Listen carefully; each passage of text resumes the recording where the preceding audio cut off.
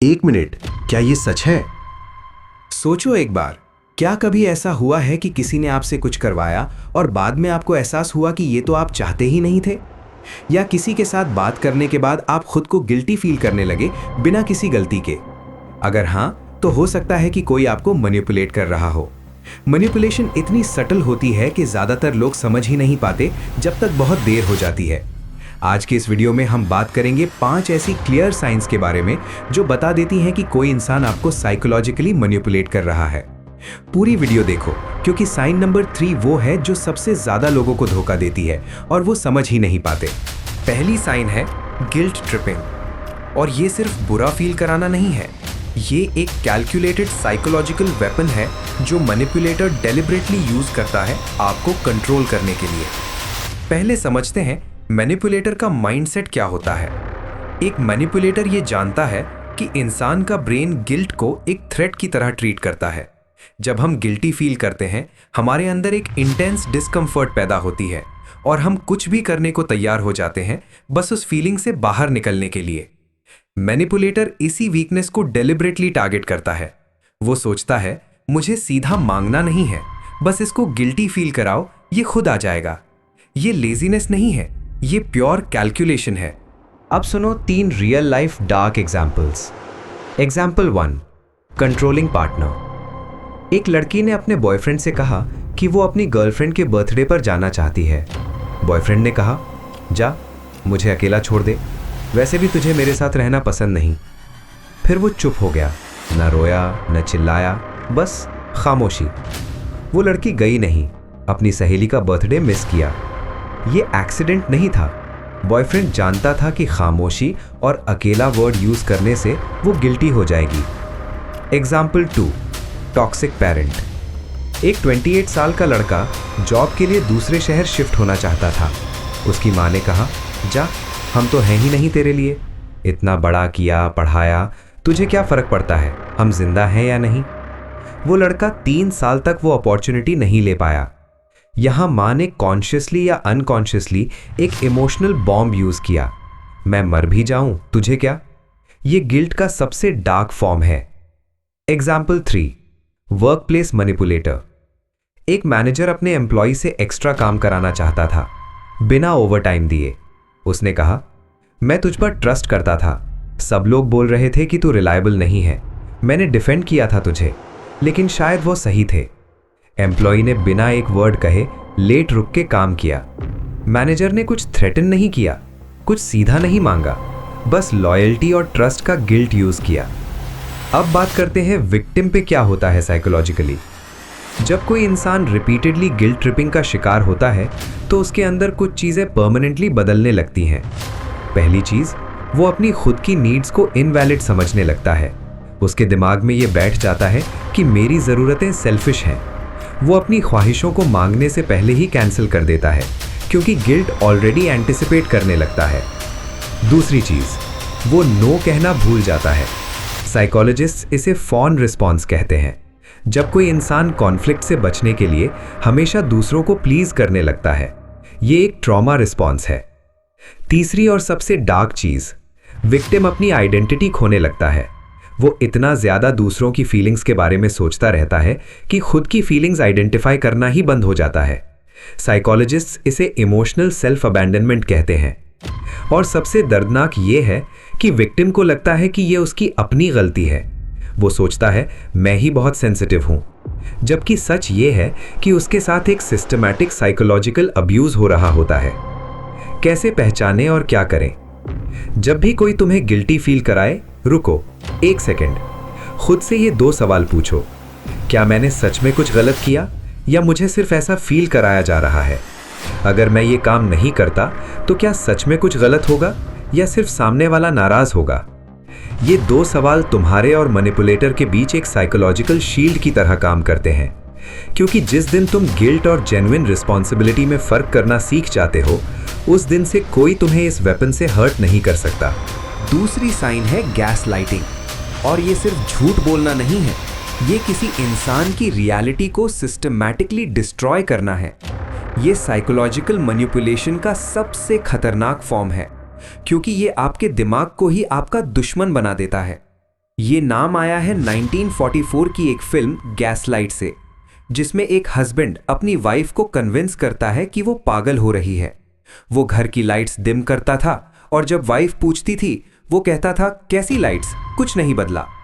धीरे धीरे वो औरत अपनी आंखों पर भरोसा करना बंद कर देती है। यही गैसलाइटिंग का अल्टीमेट गोल है। अब समझते हैं गैसलाइटर का माइंडसेट क्या होता है। एक गैसलाइटर के अंदर एक चीज होती है जो उसे दूसरों से अलग करती है। वो है कंट्रोल की ऑब्सेसिव नीड। वो नहीं चाहता कि आप इंडिपेंडेंट सोचें। वो नहीं चाहता कि आप अपनी फीलिंग्स पर ट्रस्ट करें, क्योंकि जिस दिन आप खुद पर ट्रस्ट करना शुरू कर देते हो उस दिन उनका कंट्रोल खत्म हो जाता है। इसलिए वो एक स्लो और कैलकुलेटेड कैंपेन चलाता है, आपकी मेमोरी को, आपकी परसेप्शन को, आपकी फीलिंग्स को, सबको क्वेश्चन करने के लिए। और सबसे डार्क बात ये है, ज़्यादातर गैसलाइटर्स कॉन्शियसली ये करते हैं। वो जानते हैं कि वो क्या कर रहे हैं। ये उनकी स्ट्रैटेजी होती है। वो ऑब्जर्व करते हैं कि कौन सी चीज़ से आप ज़्यादा डाउट में आते हैं और वो उसी चीज़ को बार बार यूज़ करते हैं। साइकोलॉजिस्ट्स ने गैसलाइटिंग को a form of psychological warfare कहा है, क्योंकि ये एग्जैक्टली वही है। एक इंसान दूसरे इंसान के खिलाफ एक साइलेंट वॉर लड़ रहा होता है और विक्टिम को पता भी नहीं होता। तीसरी साइन है द स्लो ट्रैप। ये वो मैनिपुलेशन है जो सबसे ज़्यादा दर्द देती है, क्योंकि ये प्यार की तरह शुरू होती है। और इस साइन में हम बात करेंगे एक स्पेसिफिक टाइप की मैनिपुलेटर के बारे में। वो लड़कियां जो डेलिबरेटली किसी को अपनी तरफ खींचती हैं, उसे इमोशनली डिपेंडेंट बनाती हैं और फिर धीरे धीरे छोड़ देती हैं। ये एक्सीडेंट नहीं होता, ये एक कैलकुलेटेड प्रोसेस होता है। फेज 1, द हुक, फंसाना। सब कुछ बहुत अच्छा शुरू होता है। वो तुमसे ज़्यादा बात करती है, तुम्हारी हर चीज़ में इंटरेस्ट लेती है, तुम्हारे जोक्स पर हंसती है, सुबह गुड मॉर्निंग भेजती है, रात को नींद नहीं आ रही लिखती है। तुम सोचते हो ये मुझे लाइक करती है, और यही वो चाहती है कि तुम सोचो। साइकोलॉजिकली ये होता है मिररिंग। वो तुम्हारी पर्सनैलिटी ऑब्जर्व करती है और वही बन जाती है जो तुम चाहते हो। तुम्हें एडवेंचर पसंद है, उसे भी सडनली एडवेंचर पसंद आने लगता है। तुम इमोशनल हो, वो भी इमोशनल होने का दिखावा करती है। ये जेन्युइन कनेक्शन नहीं है, ये एक केयरफुली कंस्ट्रक्टेड इल्यूजन है। फेज 2, इमोशनल डिपेंडेंसी बनाना। जब वो देख लेती है कि तुम हुक हो गए हो, तब असली गेम शुरू होती है। अब वो तुम्हें इंटरमिटेंट रीइंफोर्समेंट देना शुरू करती है। मतलब कभी बहुत ज्यादा अटेंशन, कभी बिल्कुल खामोशी। एक दिन वो 2 घंटे बात करती है, दूसरे दिन सीन जोन। एक दिन कहती है तुम बहुत डिफरेंट हो, दूसरे दिन कोल्ड हो जाती है। और तुम्हारा ब्रेन, जो कि ऑलरेडी उस कनेक्शन का आदी हो चुका होता है, इस अनसर्टेनिटी में और ज्यादा ऑब्सेस्ड हो जाता है। ये वही वेरिएबल रिवॉर्ड सिस्टम है जो स्लॉट मशीन्स में होता है। कभी मिलता है, कभी नहीं, इसलिए बंद करना मुश्किल हो जाता है। अब तुम उनके एक मैसेज के लिए फोन बार बार चेक करने लगते हो, उनकी हर बात का मतलब ढूंढने लगते हो, नींद कम होने लगती है। तुम इमोशनली डिपेंडेंट हो चुके होते हो और तुम्हें पता भी नहीं होता।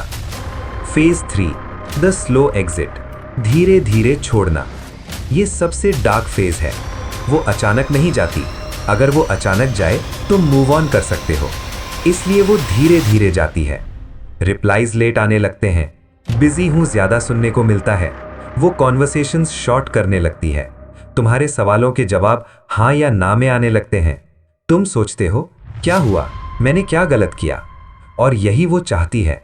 तुम खुद को ब्लेम करो, तुम और ज्यादा एफर्ट करो, तुम और नीडी बनो। क्योंकि जब तक तुम एफर्ट करते रहते हो, उन्हें वैलिडेशन मिलती रहती है, उनकी ईगो फीड होती रहती है। ये इमोशनली इमेच्योर या इनसिक्योर लड़कियां होती हैं जिन्हें खुद पे बिलीव नहीं होता, इसलिए उन्हें कंटिन्यूअसली प्रूव करना होता है कि लोग मेरे लिए क्रेजी हैं। कैसे पहचाने इन्हें? कुछ क्लियर साइंस हैं जो तुम्हें पहले ही बता देते हैं। साइन 1, बहुत जल्दी बहुत ज्यादा। अगर कोई लड़की पहले ही हफ्ते में तुमसे बहुत इंटेंस कनेक्शन फील करने लगे, ये रेड फ्लैग है। जेन्युइन कनेक्शन टाइम लेता है। इतनी जल्दी इंटीमेसी मैन्युफैक्चर्ड होती है। Sign 2, inconsistent behaviour. एक दिन बहुत वार्म, दूसरे दिन कोल्ड, कोई सॉलिड रीजन नहीं। ये इनकंसिस्टेंसी एक्सीडेंटल नहीं होती, ये टूल है। साइन 3, कभी क्लियर नहीं होती। तुम डायरेक्टली पूछो हम क्या हैं, तो वो टॉपिक चेंज कर देती है या कहती है अभी कुछ मत सोचो, क्योंकि क्लैरिटी से उनका कंट्रोल खत्म हो जाता है। साइन 4, सिर्फ तब अवेलेबल जब उन्हें कुछ चाहिए, जब उन्हें इमोशनल सपोर्ट चाहिए, जब वो बोर्ड हो, जब उन्हें वैलिडेशन चाहिए, तब याद आती हो तुम। बाकी वक्त घोस्ट। कैसे बचे? एक ही तरीका है, डिटैचमेंट।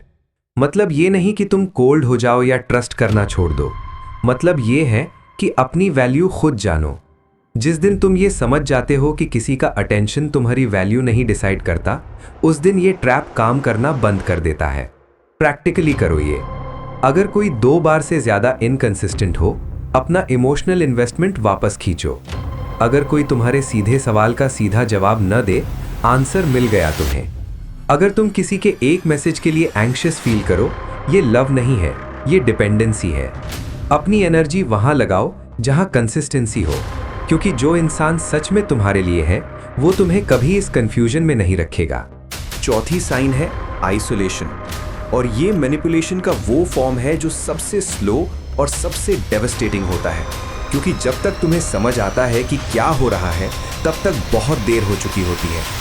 एक मैनिपुलेटर का सबसे बड़ा दुश्मन क्या है? तुम्हारा सपोर्ट सिस्टम।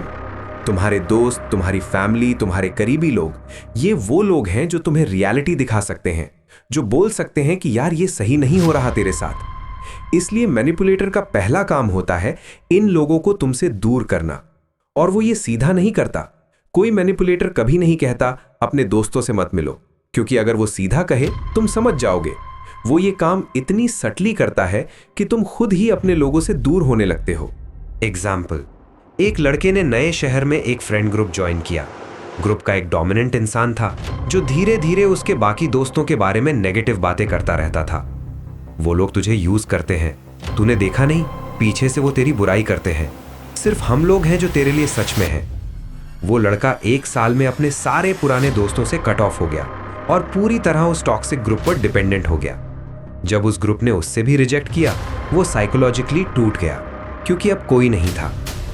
कैसे पहचाने? कुछ पैटर्न्स होते हैं जो हमेशा सेम रहते हैं। जब तुम अपने लोगों से मिलते हो, वो या तो नाराज होते हैं, या बहुत सैड हो जाते हैं, या फाइट शुरू हो जाती है। धीरे धीरे तुम खुद मिलना बंद कर देते हो, क्योंकि पीस चाहिए होती है। जब कोई इंसान लंबे टाइम तक मूविंग द गोल पोस्ट्स का शिकार होता है, तो उसके अंदर एक चीज परमानेंटली डैमेज होती है, सेल्फ वर्थ। वो इंसान सोचने लगता है मैं ही काफी नहीं हूं, मैं ही गलत हूं, अगर मैं और बेटर होता तो शायद वो खुश होते। ये सोच एक स्लो पॉइजन की तरह काम करती है, जो इंसान को अंदर से खाली कर देती है। कैसे बचे? एक सिंपल रूल, जो इंसान कभी सेटिस्फाइड नहीं होता, उसे सेटिस्फाई करना तुम्हारा काम नहीं है। अपने आप से एक सवाल पूछो, क्या मैंने जेन्युइनली गलती की, या सिर्फ उनकी एक्सपेक्टेशन पूरी नहीं हुई? अगर जवाब दूसरा है, तो ये तुम्हारी कमजोरी नहीं है, ये उनकी मैनिपुलेशन है। अपनी बाउंड्री सेट करो, क्लियरली बोलो मैं ये कर सकता हूं, ये नहीं, और उस पर टिके रहो। क्योंकि एक मैनिपुलेटर तब तक पावरफुल है जब तक तुम उन्हें अपनी वैल्यू जज करने का हक देते हो। जिस दिन तुम अपनी वैल्यू खुद जानो, उस दिन ये गेम खत्म हो जाता है। तो ये थे 5 साइंस कि कोई आपको मैनिपुलेट कर रहा है। 1. गिल्ट ट्रिपिंग, बिना गलती के गिल्टी फील कराना। 2. गैस लाइटिंग, आपकी रियलिटी को सिस्टमैटिकली डिस्ट्रॉय करना। 3. द स्लो ट्रैप, प्यार का दिखावा करके धीरे धीरे छोड़ देना। 4. आइसोलेशन, आपको अपने लोगों से दूर करना। 5. मूविंग द गोल पोस्ट्स, कभी सेटिस्फाई ना होना। अगर ये साइंस आपको किसी के बारे में दिख रहे हैं, तो प्लीज अपनी वैल्यू समझो। आप डिजर्व करते हो ऐसे लोग जो कंसिस्टेंट हो, जेन्युइन हो, और आपको कभी प्रूव करने पर मजबूर ना करें। अगर ये वीडियो हेल्पफुल लगी तो लाइक करो, शेयर करो, क्योंकि ये इन्फॉर्मेशन किसी की जिंदगी बदल सकती है। सब्सक्राइब करो TF डार्क साइकोलॉजी को, क्योंकि आगे और भी गहरी साइकोलॉजी आने वाली है। तब तक अपना ख्याल रखो।